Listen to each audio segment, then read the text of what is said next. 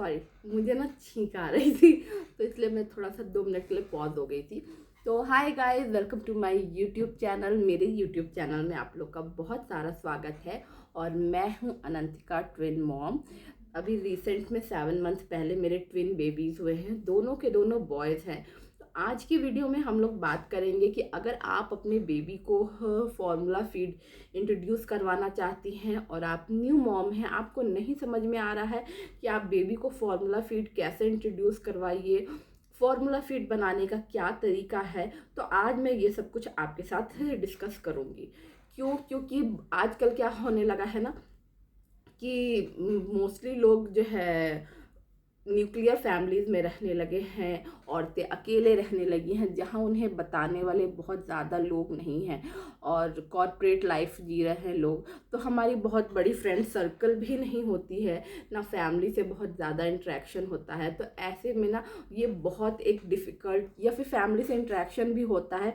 तो पहले के टाइम में लोग इतना ज़्यादा फार्मूला फीड यूज़ नहीं करते थे, क्योंकि मोस्टली लोग अपना ही मिल्क प्रेफर करते थे बच्चों को फीड कराना। पर आज के टाइम में बहुत सारे ऐसे रीज़न हो चुके हैं कि जिसकी वजह से हमें अपने बेबी को फार्मूला फीड इंट्रोड्यूस करवाना पड़ता है। हालांकि सबसे बेस्ट आपके लिए मदर का फीड ही है आपके बच्चे के लिए।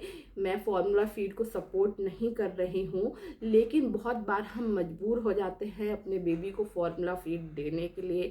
जैसे कि आजकल बहुत सारे रीज़न के वजह से माँ की प्रॉपर केयर नहीं हो पाती है न्यूक्लियर फैमिलीज़ में रहने की वजह से, या फिर जो लोग फैमिलीज़ में भी रहते हैं तो भी बहुत बार मदर की प्रॉपर केयर नहीं हो पाती है, जिसकी वजह से मदर को मिल्क सप्लाई लो रहती है, या फिर बहुत से केसेस में मिल्क बहुत ज़्यादा इतना बनता ही नहीं है मदर को कि वो अपने बच्चे को मतलब सही तरीके से फीड करवा सके। स्पेशली अगर आप ट्विन मदर हो, या फिर अगर आप ऑफिस गोइंग मदर हैं तो एक टाइम के बाद आपको ऑफिस जाना है। ऐसे में अगर आप अपने बेबी को फॉर्मूला फीड की आदत नहीं डाले रहेंगे पहले से, तो फिर बेबी को दिक्कत होगी फार्मूला फीड लेने में।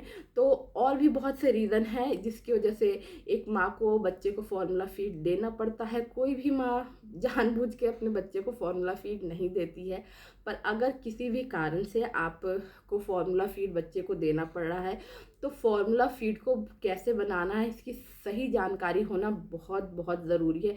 क्योंकि मैंने बहुत सारे लोगों को देखा है ना कि लोगों को ये पता ही नहीं होता है कि उनको फार्मूला फीड बनाना कैसे है। तो पहले हम स्टार्ट करेंगे स्टेज 1 के फार्मूला फीड से। अगर आपका बेबी 0 to 6 मंथ का है और आप उसको फार्मूला फीड दे रहे हैं, तो इसके लिए आपको बॉटल्स तो आती है, लेनी ही है। बॉटल लेने के बाद आपको उसमें 60 कह रही हूँ 30 ml का मेज़रमेंट होता है, जो वर्ल्ड वाइड मेज़रमेंट है। फ़िलहाल आप चाहे किसी भी ब्रांड का मिल्क पाउडर यूज़ कर रहे हैं, जैसे कि इस समय हमारा सबसे फेमस और सबसे प्रीमियम क्वालिटी का जो मिल्क पाउडर आ रहा है वो है एप्टामिल। स्पेशली अगर आपका बेबी प्री मैच्योर बॉर्न हुआ है ना, तो प्री मैच्योर बॉर्न के केसेस में भी हमें फार्मूला फीड देना पड़ता है, क्योंकि बहुत बार बेबी का वेट इतना कम होता है कि डॉक्टर उन्हें लैचिंग करने के लिए मना कर देते हैं। मेरे केस में यही हुआ था कि बेबी का वेट कम था, डॉक्टर ने लैचिंग के लिए मना किया था। 33 वीक में प्री मैच्योर बेबी बॉर्न था। तो क्योंकि अगर बच्चा लैचिंग करेगा तो ब्रेस्ट मिल्क फीड करेगा, तो उससे उसका वेट लॉस हो सकता है। इसके अलावा और भी बहुत से कारण थे जिसकी वजह से मेरी मिल्क सप्लाई इतनी हुई ही नहीं कि मैं स्टार्टिंग से या फिर बाद में भी अपने बच्चों को फीड करवा पाऊँ।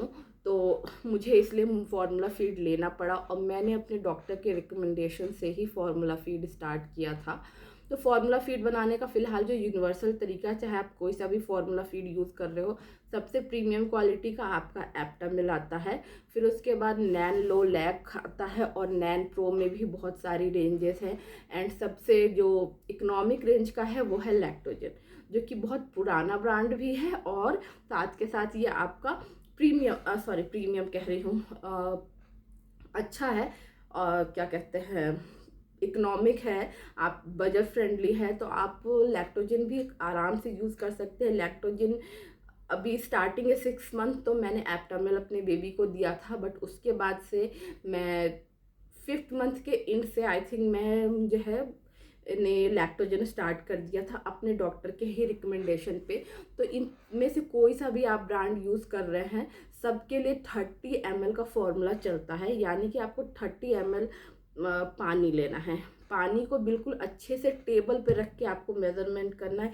ये नहीं कि आप हाथ में लेके देख रहे हैं या फिर ऐसे हाथों में रख के देख रहे हैं, क्योंकि आप ऐसे पकड़ के देखोगे फीड को या फिर ऐसे हाथ में लेके देखोगे, मेरे पास अभी बॉटल है नहीं तो मैं आपको दिखा देती, तो उससे हाथ टेढ़ा मेढ़ा आपका होगा, वो पक्की बात है, मैंने बहुत बार देखा है। ऐसे पकड़ने पे भी आप कितना भी कोशिश करो कि बिल्कुल सही हम पकड़ेंगे, वो सही नहीं आता है, टेढ़ा मेढ़ा होता है। तो इसलिए आप एक फ्लैट सरफेस पे अपने टेबल वगैरह पे ही रख करके उसमें पानी डालेंगे, 30 ml पानी डालेंगे और 30 ml पे आपको 1 स्कूप पाउडर डालना है।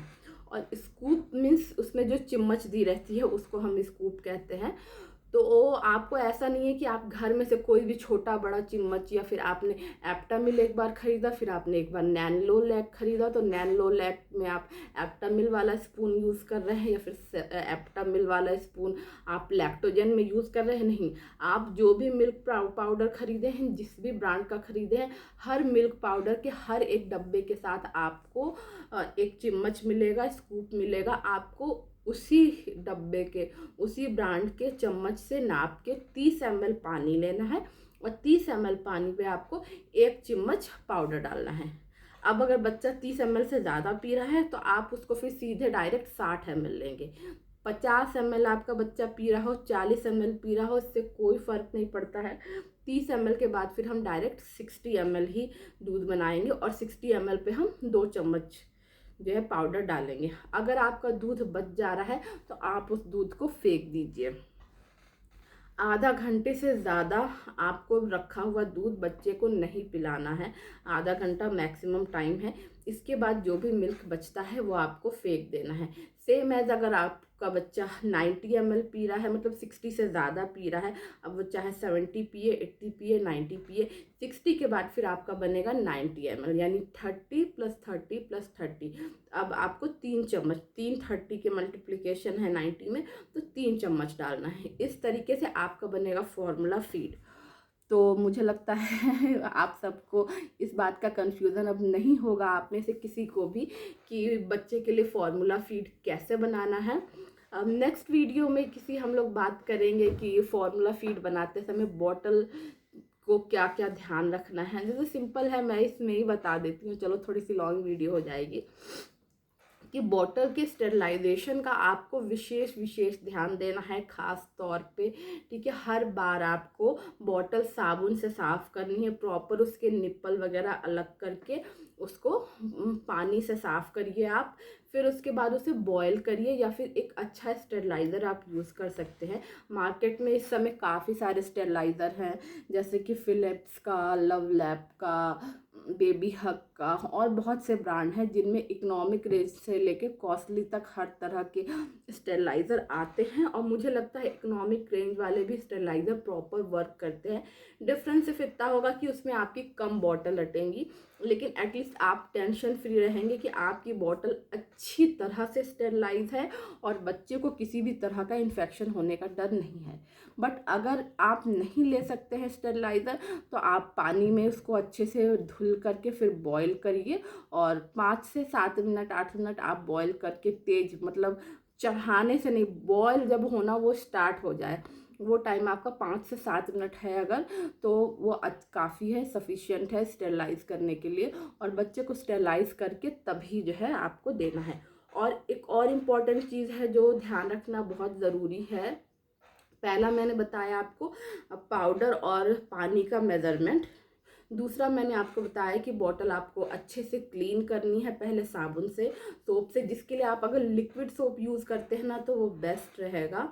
और फिर तीसरा आपको मैंने बताया कि, तीसरा मैंने अभी बताया नहीं, अब मैं बताने जा रही हूँ कि कभी भी आपको रात में भी आप बना रहे हैं अगर, कितने लोग को मैंने देखा है कि रात का समय है या फिर दिन का भी समय है तो उन्हें लगता है बच्चा रोने लगेगा, तो बॉटल में लोग ना पहले से पाउडर डाल के रख लेते हैं और फिर उसके बाद से उसमें पानी डाल के बच्चे को दे देते हैं। तो आपको ये काम भी नहीं करना है। आप चाहे कितने भी जल्दी में हो, थोड़ा सा बच्चा रोएगा, आई नो, कोई बात नहीं है, लेकिन आपको पहले बॉटल में पानी डालना है और पानी डालने के बाद फिर आपको पाउडर डालना है, क्योंकि अगर आप पहले ही पाउडर डाल देंगे तो आपका प्रॉपर मेजरमेंट पानी का नहीं होगा।